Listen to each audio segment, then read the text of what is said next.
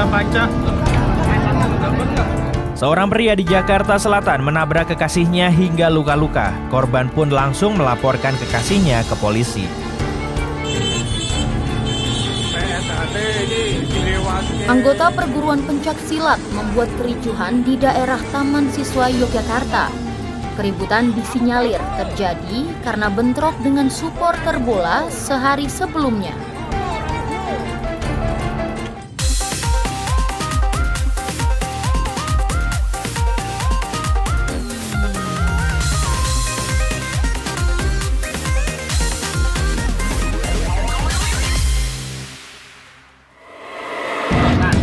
Bakalan mas di Prapanca.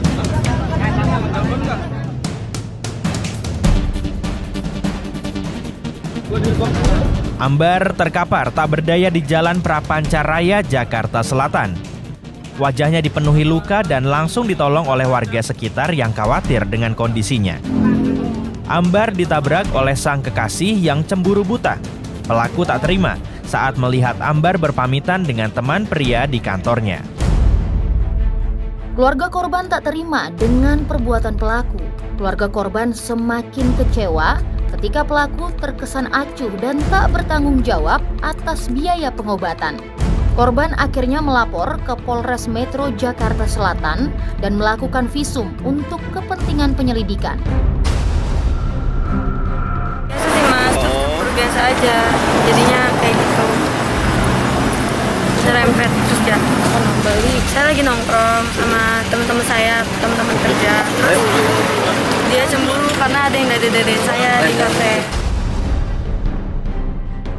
Polisi telah memeriksa 4 orang saksi, diantaranya pelapor, 2 warga yang melihat secara langsung saat tabrakan terjadi, serta pelaku. Nah, dalam perkara tersebut kami sudah meminta keterangan kepada beberapa saksi yang memang pada saat kejadian itu ada di TKP dan juga menyaksikan peristiwa tersebut. Nah, saat ini sedang kami dalami peristiwa tersebut dari beberapa saksi ini. Penyidik kini masih menelusuri keberadaan CCTV di sekitar TKP untuk melengkapi bukti.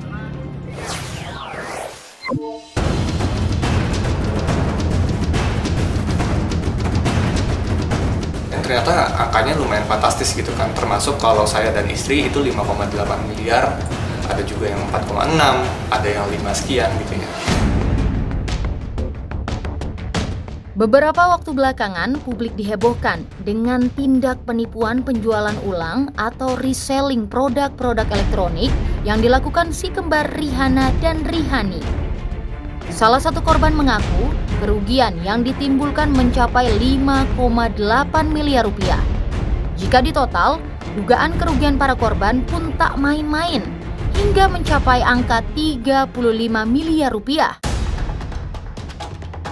Berawal dari membeli ponsel untuk keperluan pribadi 2021 silam, Vicky Fahreza dan sang istri berkomunikasi dengan pelaku. Tak lama kemudian mereka dijanjikan komisi Rp350.000 hingga Rp800.000 apabila bersedia menjadi penjual ulang atau reseller. Mereka bersedia, bisnis pun digelar. Sempat berjalan mulus pada mulanya, namun kondisi berubah drastis pada Maret 2022. Saat itu barang terlambat dikirim, tanggal yang dijanjikan pun selalu tak terpenuhi. April 2022, si kembar mengumpulkan para reseller, menjanjikan pengembalian uang pada akhir Mei 2022. Sayang, semua hanya manis di bibir. Dana pengembalian tak kunjung diraih hingga kini.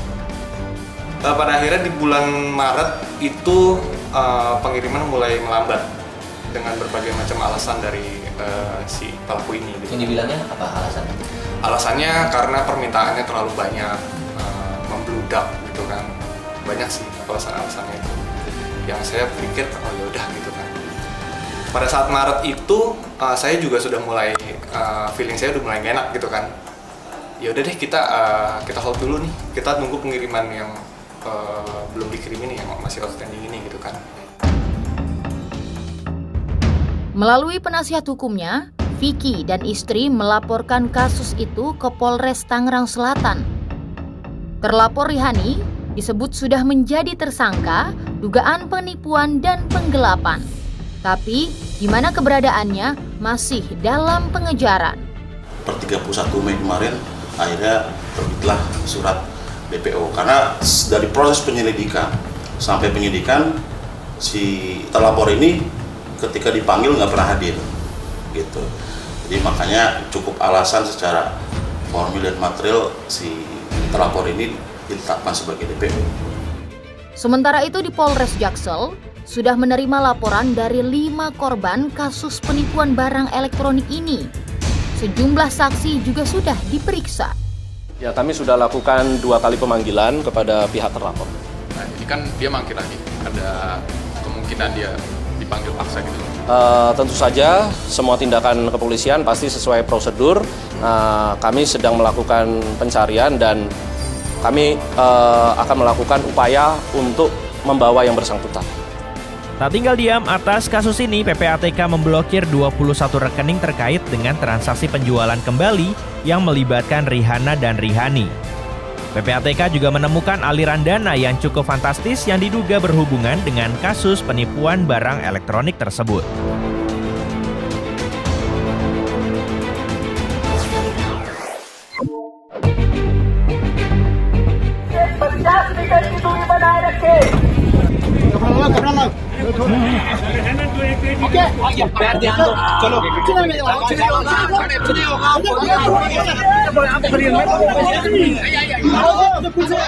Kecelakaan kereta api maut terjadi di negara bagian Odisha di timur India.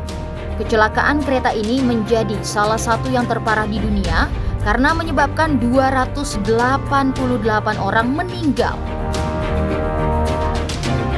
Kecelakaan bermula saat sebuah kereta penumpang tergelincir dan membuat 12 gerbong terguling hingga jatuh ke jalur lain. Di saat yang bersamaan, kereta penumpang datang dari arah berlawanan dan menabrak puing dari gerbong kereta yang terjatuh lebih dulu. Otoritas setempat menyebutkan dugaan tabrakan terjadi karena sistem manajemen jalur elektronik tidak berfungsi. Accident है ये सभी दिवंगत आत्माओं के साथ हमारी प्रार्थना है। कल रात से कंटिन्यूअसली रेलवे, एनडीआरएफ, एसडीआरएफ और राज्य सरकार सभी मिलके रेस्क्यू का ऑपरेशन कर रहे हैं। Regu penolong dibantu warga berupaya mengevakuasi korban. Tim penyelamat juga menggunakan anjing pelacak untuk mencari jasad korban yang masih berada di dalam kereta. Sebanyak 115 ambulans dan 50 bus diturunkan untuk membantu proses evakuasi korban.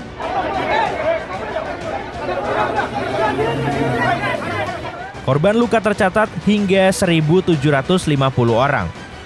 Bantuan donor darah juga terus berdatangan ke rumah sakit.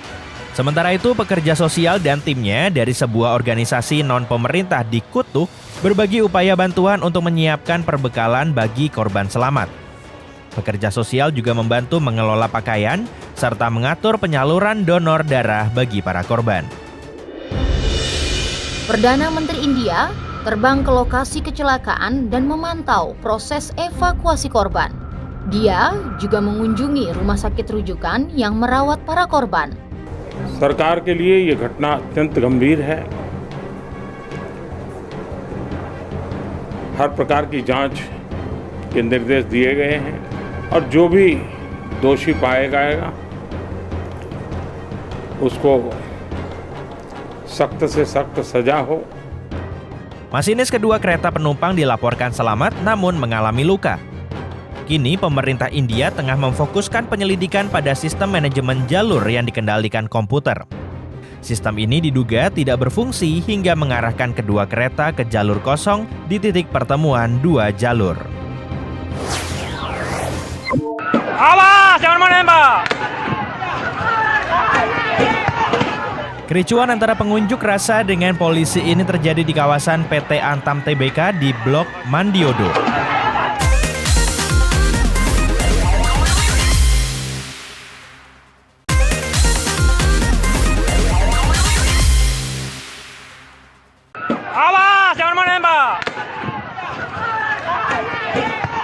Kericuan antara pengunjuk rasa dengan polisi ini terjadi di kawasan PT Antam Tbk di Blok Mandiodo.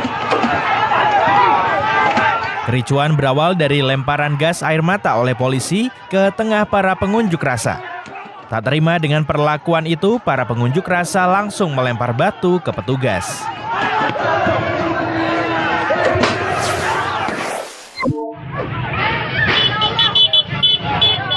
Terduga maling kendaraan roda 2 ini tak berkutik saat tertangkap tangan oleh warga.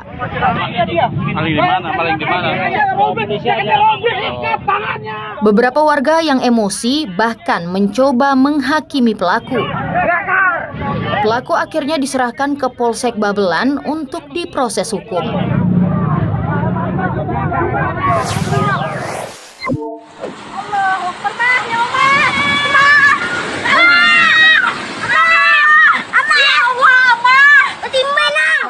Wanita ini terseret arus saat terjadi longsor di pinggir Sungai Martapura, Desa Pingaran Ilir.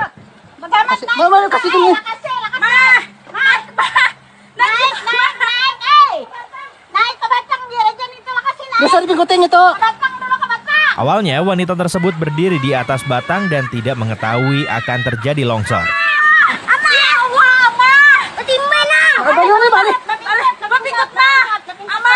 Nyawa korban berhasil terselamatkan, sementara penyebab longsor diduga karena ada lubang di bawah sungai. Naik ke batang, ke batang, ke batang, ke batang. Awas saja, ini bergerak pelan. Ke batang, dulu ke batang.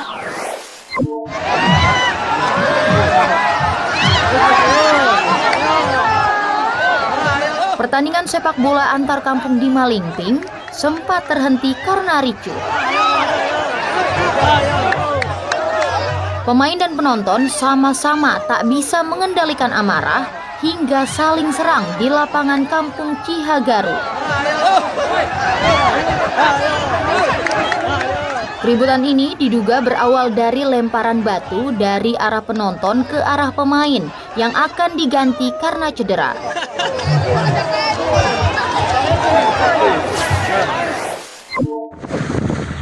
Kebakaran guys, Angkatan Laut 538. Kebakaran, habis kamar mesin. Kapal perang Teluk Hading 538 ini diketahui terbakar di tengah laut perairan Kepulauan Selayar. Kencang pak, habis. 62 kru kapal dan 57 penumpang dievakuasi menggunakan perahu karet, perahu nelayan hingga beberapa kapal besar yang melintas di sekitar TKP. Kebakaran terjadi saat kapal tengah menjalankan operasi rutin TNI Angkatan Laut. 119 prajurit dilaporkan selamat. Oh, habis kamar mesin. Habis. Tolong, Pak. Astagfirullah. Allah. Warga histeris saat proses penertiban aset Dinas Kesehatan Provinsi Jawa Timur ini berlangsung. Tolong, Pak. Kita bilang baik-baik, Pak. Warga meminta penertiban ditunda karena proses gugatan masih berlangsung di Pengadilan Negeri Kota Kediri.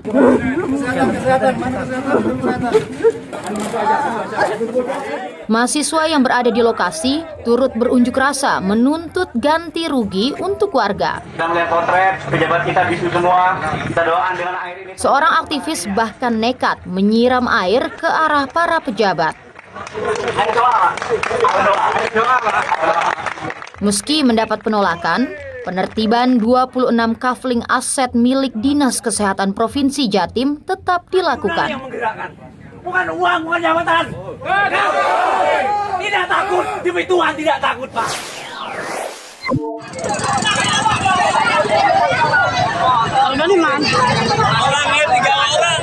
Mobil ini hancur setelah dirusak warga yang emosi karena sopir lansia berupaya melarikan diri usai menabrak sejumlah motor. Kaca mobil pecah akibat dilempar batu oleh warga. Saat diamankan, sopir yang berusia 80 tahun mengaku kelelahan ketika mengendarai mobil.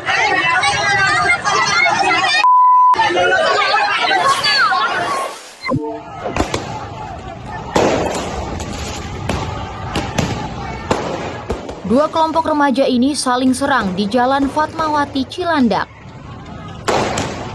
Mereka membawa batu, senjata tajam hingga petasan. Kejadian yang terus berulang ini membuat warga resah dan pengguna jalan yang melintas panik.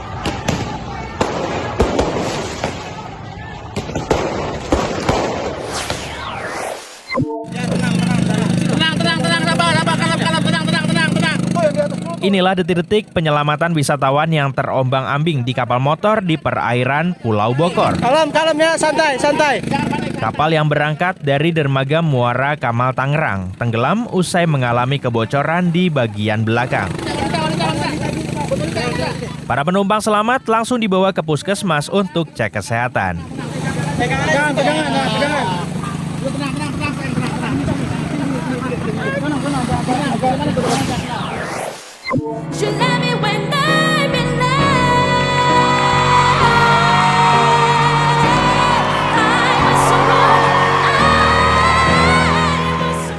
Ini Putri Aryani, kontestan America Got Talent asal Indonesia yang mendapat Golden Buzzer. He's standing up.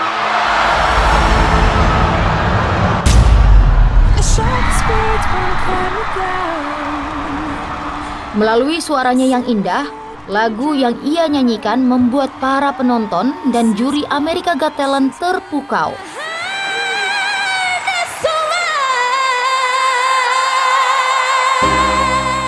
Tidak hanya itu, para juri pun sempat terkejut saat Putri menyampaikan lagu yang dinyanyikan merupakan lagu asli ciptaannya sendiri. That's my original song. Oh, wow. That's even more amazing. Putri bahkan menjawab tantangan Simon dengan menyanyikan lagu kedua secara apik dan memuaskan.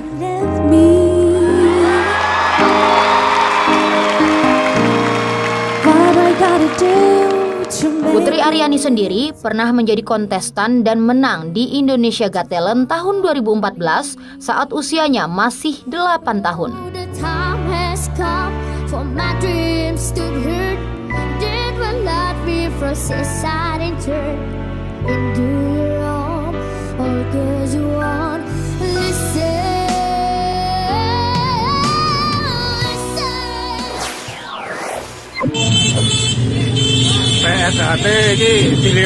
Anggota perguruan pencak silat membuat kericuhan di daerah Taman Siswa Yogyakarta. Aku bakul. Orang itu. Apa orang itu?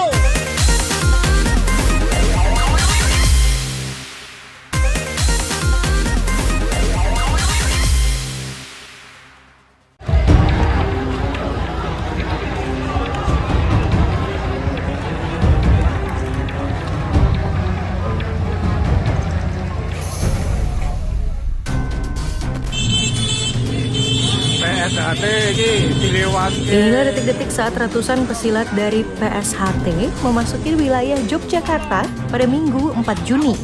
Mereka mengancam warga yang berjualan hingga merusak bangunan. Peristiwa yang terjadi di Jalan Taman Siswa Yogyakarta ini berujung bentrok dengan warga setempat.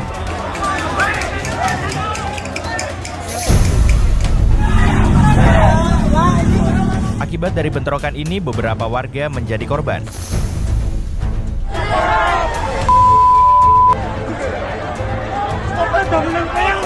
Para anggota pencak silat PSHT ini akhirnya terpojok dan terkepung oleh warga setempat di area pom bensin. Polisi lalu ke lokasi untuk melerai bentrokan dan mengamankan para anggota silat. Sekitar 342 anggota PSHT diamankan ke Polda DIY dengan menggunakan 16 truk pengangkut. Untuk masyarakat atau massa yang dievakuasi dan diamankan di Polda DIY berjumlah 352 yang dilakukan pengamanan. Untuk pengamanan tersebut bertujuan agar massa tersebut tidak menjadi korban ataupun tidak menjadi pelaku, sehingga diamankan karena fokusnya sebagaimana disampaikan oleh Kabid Humas tadi, fokusnya kita adalah mengutamakan jiwa dan raga, kemudian kita amankan dan kita lakukan pendataan. Untuk kasus tersebut saat ini masih penyelidikan dan belum ada kita tetapkan tersangkanya.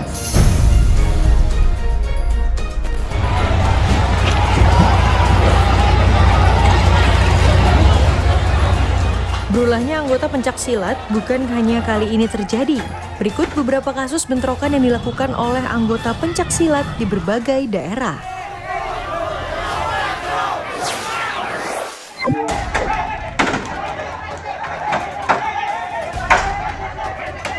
Anggota pencaksilat ini berbuat onar di wilayah Jombang, Jawa Timur pada 24 Mei. Para anggota pencaksilat awalnya melakukan konvoi hingga membuat onar di beberapa lokasi di sepanjang Jalan Raya Brantas, jalur penghubung Kabupaten Jombang dan Kabupaten Mojokerto. Akibat kejadian ini, 1 anggota polisi dan 1 orang warga terluka. Polisi kemudian menangkap dan membawa para perusuh yang merupakan anggota pencaksilat ke Polres Jombang. Dari 119 anggota pencaksilat yang ditangkap, 8 orang ditetapkan sebagai tersangka dan dijerat dengan pasal yang berbeda-beda.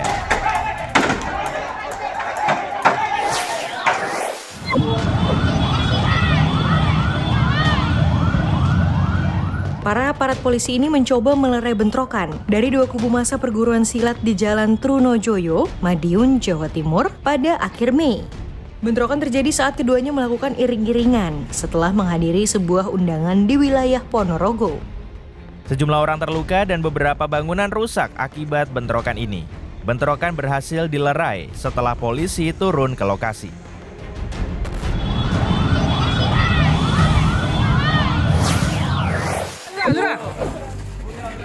Sudah Pak. Sajam Pak. Sudah. Bentrok antara 2 kubu perguruan silat ini mengakibatkan 1 orang tewas dan belasan lainnya luka-luka. Penyebab bentrok antara perguruan pencaksilat Persaudaraan Setia Hati Terate dan Pagar Nusa ini akibat saling ejek di media sosial. Bentrokan terus berlanjut hingga semakin masif pada dini hari dengan melibatkan massa dari 2 kelompok ini. Akibat peristiwa yang terjadi pada Maret 2022 ini, sejumlah rumah warga hingga tempat ibadah rusak. Sudah Pak. Sajam Pak. Sudah. Informasi ini mengakhiri Pop News hari ini. Jangan lupa tetap saksikan Pop News setiap hari Sabtu dan Minggu pukul 9:30 waktu Indonesia Barat. Tentunya hanya di Kompas TV. Terima kasih dan sampai jumpa.